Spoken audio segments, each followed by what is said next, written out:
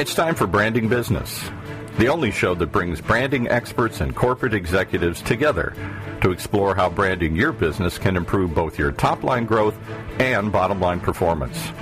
Brought to you by Rikas Baird. And now here's your host. Hello and welcome again to Branding Business with Rikas Baird. This is Alan Brew and my guest today is Steve Patty. Steve was formerly Chief Marketing Officer of Pier 1 Hosting, a computer hosting company based in Vancouver.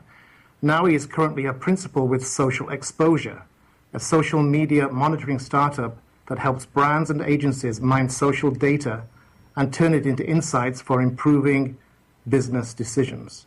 Hello, Steve. Thanks for joining us. Good afternoon, Alan. So, Steve, social media is the big hot topic of the moment. Everybody's talking about it.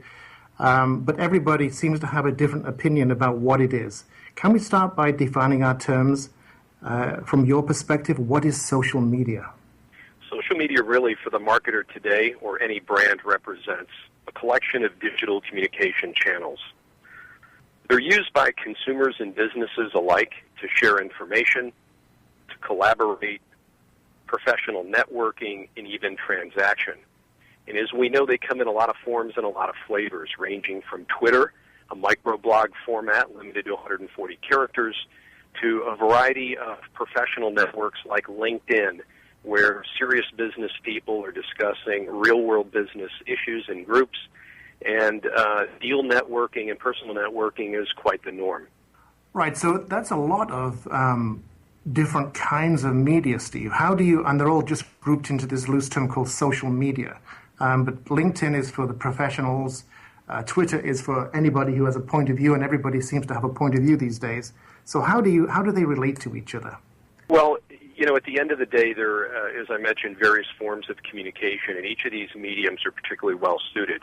As you mentioned, Twitter, with its limited character format and the fact that everybody has a point of view, is really a great tool in a lot of ways to capture someone's attention in those 140 characters and use that then as a way to redirect their attention to perhaps more content-rich destination, perhaps right. A full blog site, perhaps a brand's website where there's product information. It could be an event or conference website. But with its format, it is like a texting SMS platform in that you're not going to get into long dialogue exchange.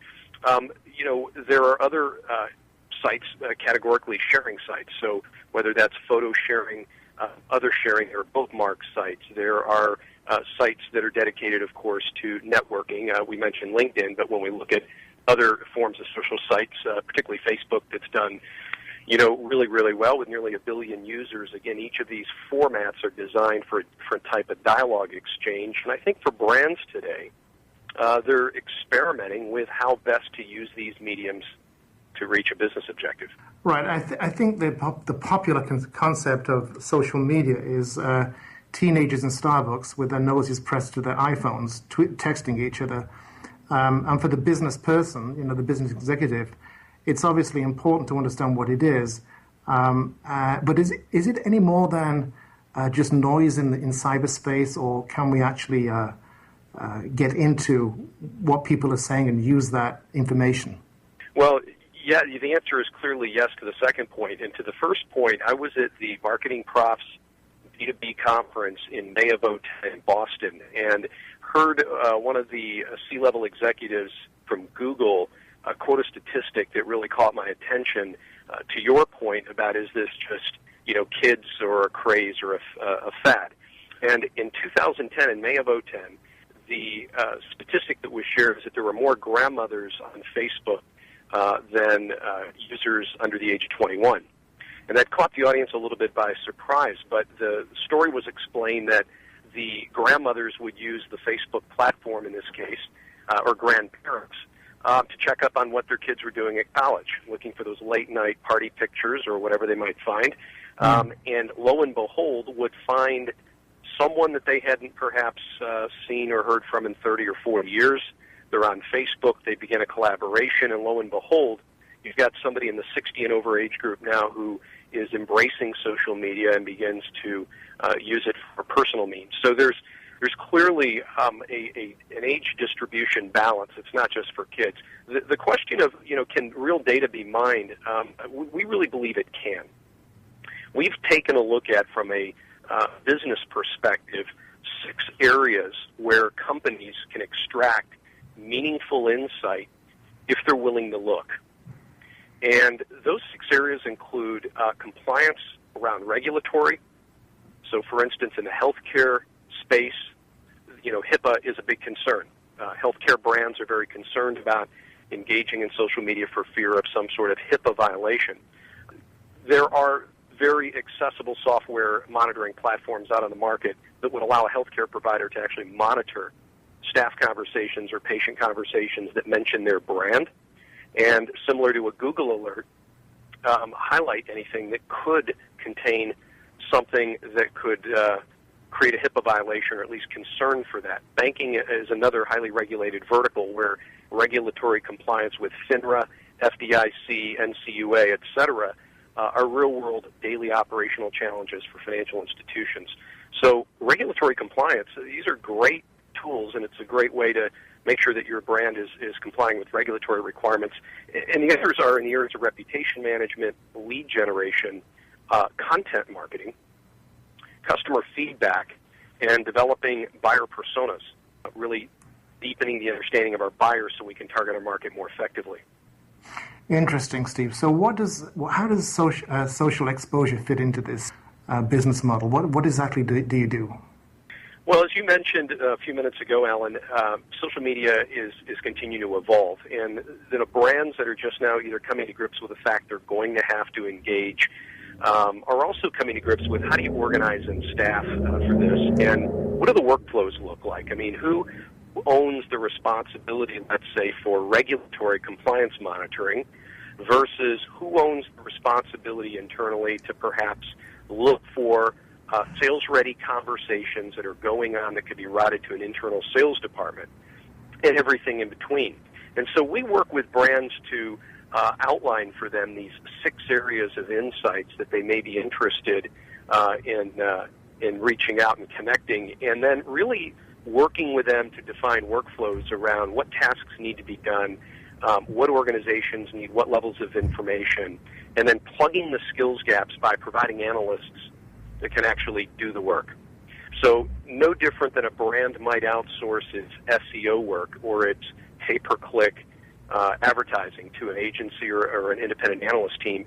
We really come alongside these brands first to educate, and then to help them again with the analysts who can help run these monitoring tools, extract this data, and help turn data into insights so that the brand's decision makers aren't having to increase substantial amounts of headcount or fundamentally rework budgets and the way that they do business on short order. And Steve, back to an earlier question, or connected with an earlier question, how do you know who is on social media? You mentioned Google determining that there were more grandmothers on Facebook. But are grandmothers the people we want to be tracking? How are serious business people actually using social media that is a usable kind of input? Well, that really speaks to one of the first things that we would typically discuss with a client is really to have them articulate who is your target market or your target audience. And I say market first because if it's somebody they wish to sell, we want to understand who they're trying to reach to conduct a sale transaction so that we can begin to identify the social networks where these individuals may be congregating. The word audience is used pretty deliberately because if a brand's goal is not necessarily to engage in social media to consummate a sale transaction, but they might want to engage specific audiences to establish the brand, position the brand, create points of view in an industry that is particularly strategic, then we're talking less about a market and more maybe perhaps about an audience. So there are a variety of ways to identify which platforms we find these audiences or markets, and we kind of consider it a tops-down and a bottoms-up approach in terms of 2 ways you can do this. Using some broad search tools, we can identify social conversations where, let's say, take my old employer in the hosting industry, if they're interested in targeting a cloud computing group we can search for a variety of cloud computing-related conversations. We can do that through broad search, just typing it into Google or other avenues, or we could go to, say, the Spiceworks online community of IT professionals. We could scan LinkedIn for Java or virtual infrastructure groups. So there's a variety of ways to start with broad groups and then begin to identify key influencers and individuals in those groups and then develop engagement strategies. The other way around to think about this is you start with influencers and you work backwards if they're particular thought leaders in a brand's industry, and followers of that thought leader represent an audience the brand wants to reach. We can find out through, a variety of ways, through Twitter, through LinkedIn, through a variety of platforms, and looking at these people's profiles, groups they're members of, etc. We could find out which groups these thought leaders belong to, and then begin to work from the individual up to the group level to try to pinpoint audiences that the brand might want to engage. So without getting into too much detail, that maybe gives you a couple of process approaches from the group to the individual, or from the individual back to the group. And as you engage in these groups, you begin to figure out if your targeting was on point. Right. Interesting, Steve. You mentioned influencers there. Are there any particular types of brands that are more susceptible to social media and the kind of thing that you deliver for clients, Steve? Are consumer brands more interesting for you? Or you mentioned earlier healthcare too, which I suppose is maybe more of a B2B kind of play. But any thoughts on brand susceptibility? Well, I have some thoughts on that, and I read an interesting statistic that I got an RSS feed about an hour before this interview. It was a small business in particular. Small businesses across verticals are still not yet convinced social media is a game changer in terms of lead generation. They're not convinced it's going to provide them with the type of opportunities that traditional advertising, word of mouth, face-to-face types of events might. And there's some reasoning behind that, and that has to do with small businesses also not having the staff, the expertise, or the budgets to engage in social media effectively. So it's somewhat self-fulfilling prophecy. So if we took a look at a snapshot today horizontally, I think that there's a direct correlation between the size and budgets of the marketing departments, the pedigree of the organization, and their willingness to test and to engage via these social media channels.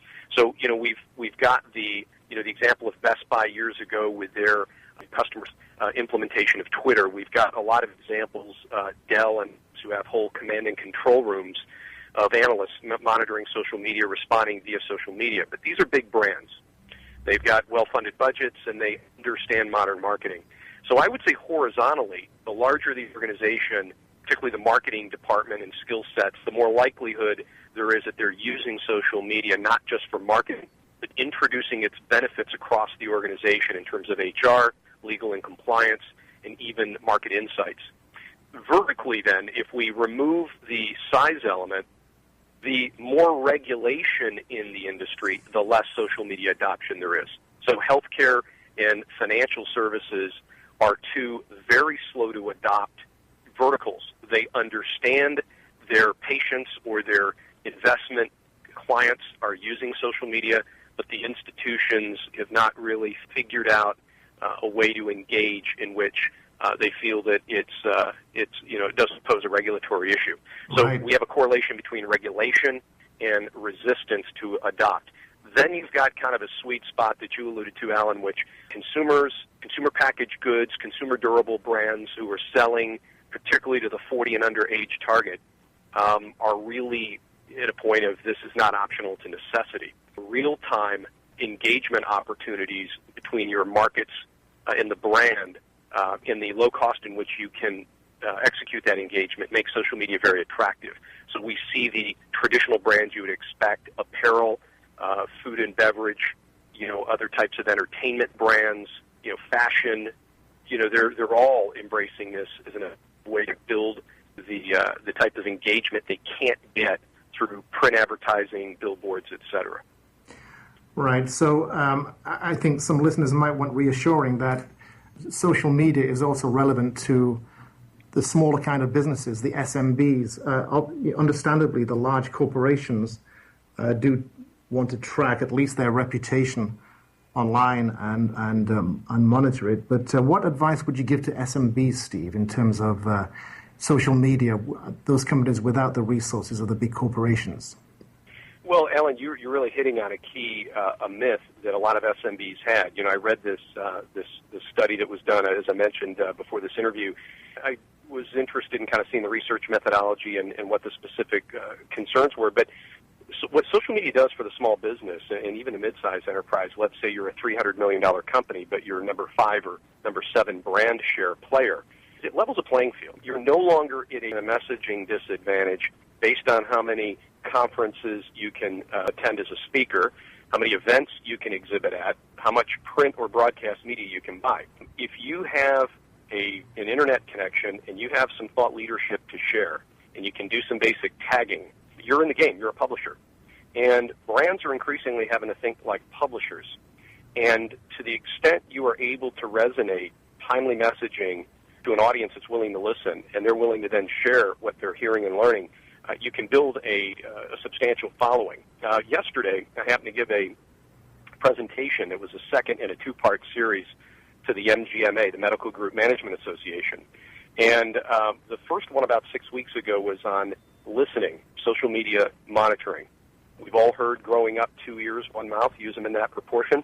Mm-hmm. Social media need not involve posting anything.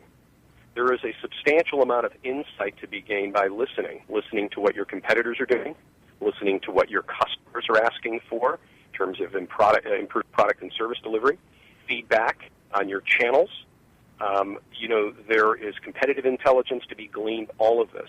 Then if you decide to actually engage, which was yesterday's presentation, there's a lot of low-cost, very high-touch, easy-to-execute things that small businesses can be doing to turn existing customers into advocates. And those advocates, when posting very positive things online, help your SEO, help your Google indexing. I've read more stats, and I've got reports going back for the last 3 years on the growing influence of peer reviews on the buying cycle, both in B2C and B2B. And from medical to consumer goods, anywhere from 51 to 70% of purchases are primarily influenced by friends, family, or professional peer recommendations and reviews. Social media really does level the playing field for a lot of companies then. Well, it really does. It really does. It's ubiquitous access. And one of the things that we talked about in the MGMA presentation yesterday is a small business healthcare provider, say with 3 offices, has no problem writing, a $50,000 check for billboards, but they maybe can't seem to come to grips with paying $15 or $20 an hour for a university grad student to work 10 hours a week to help them with social media and to build engagement. So it's just I think it's a paradigm shift that's going to have to happen, where the SMB population realizes this is not beyond their reach, and it certainly is affordable. It need not involve a multi-person, multi-year commitment. You can test and find out what works along the way. Right. So just to bring it back to your company, Steve, Social Exposure, how do you fit into this picture? Do you advise companies as to how to develop a capability around social media, or do you help them to understand what's happening? Well, we work typically to do both, and we typically will work with mid-sized brands. So, for instance, the speaking opportunity that I've had with the MGMA, we're not particularly looking at that as a business development opportunity. This is a giving back opportunity. This is an opportunity to approach healthcare in the SMB space, really give them some good ideas, a couple of playbooks that we've actually published on ways they can get in the game and help grow their business. On the far other end, the Fortune 1000s, they've already got a lot of this capability in-house. They've licensed monitoring tools. They've built staff and workflows around managing that themselves. It's the mid-market, really, that's on the fence a bit. They've got the money. They understand why it could be beneficial. They're just looking for somebody to come along and kind of hold their hand a little and take them on what we call a crawl, walk, run strategy of 6 months, perhaps monitoring and benchmarking. So they're, able to understand the data mining value. Second 6 months, begin to identify a couple of tightly defined audiences they want to engage, testing ways that they can drive sales from that. And then, say, in the third 6 months, really roll out a more intentional and ambitious plan around reaching more markets. And so we provide them both with the what they need to do as well as the how they need to go about doing it, and then we provide the staffing to help them do it as a below-the-line cost. I see. Very interesting, Steve. We're coming down to the last couple of questions. Time is running out, but I would like to get your point of view on the future of social media. These brands seem to come along like flowers in springtime and then fade away equally as quickly. We've got the big ones like Facebook and Twitter, LinkedIn. Are they here to stay, Steve, or will they fade out as different kinds of applications come in and replace them? So I think that it's all about the numbers. You know, if Facebook were a country, it'd be the third largest on Earth at just around 1 billion users. Population of India is about 1.2 billion. So Facebook, you know, here probably in a year or so will overtake India in terms of more users than they have in population. So when you look at those kinds of staggering numbers, or the fact that there are 175,000 tweets every 60 seconds on the Internet, or that there are 2 million YouTube views every 60 seconds on the Internet, clearly this collection of communication channels is here to stay. And there's conditioned behavior for an entire generation now who expect this is how they interact with a brand. I think with regards to then players beyond the Facebook, Twitter, LinkedIn big three, we've already seen some consolidation, and we'll see new things come and old brands go. Pinterest a year ago was a non-topic. Now that over the last year has gained substantial momentum. So I think just like anything else, we live in an economy and a market of risk takers, entrepreneurs, and opportunists. And as there are new forms of social connection, there will be entrepreneurs bringing companies to the market to fill those communication needs. Others who fail to stay competitive might find themselves acquired or not in the competitive landscape, 2-3 years from now. Mm-hmm.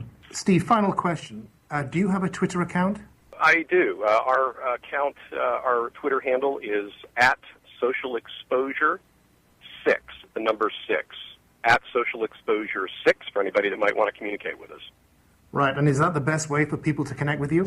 Either that, or they can visit our website at www.social-exposure.com. That's terrific, Steve. Anything you'd like to add before we close the show? Well, Alan, we really believe that brands who are serious about maintaining their positioning and their competitiveness in the market have a 7x24x365 pipeline of insights. That is incredibly valuable, and that benefits the end consumer, the end business user, as those brands can improve product and service delivery by listening. We think it's a great time to be in the branding business, to be in the marketing business. We believe that as brands learn to embrace this and not fear it, it's one more way that they can create enduring relationships with their customers. Steve, great conversation. Thanks so much for joining us today. Thank you, Alan, and thank you for the sponsorship for this program. That was Steve Patty, a principal with Social Exposure, and thanks again for listening.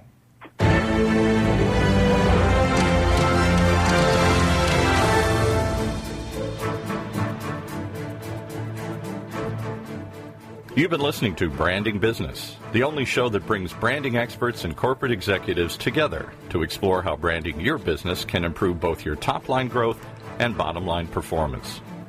To hear more, simply visit our website, brandingbusiness.com, or tune in next week to learn how you too can build your brand and move your business forward.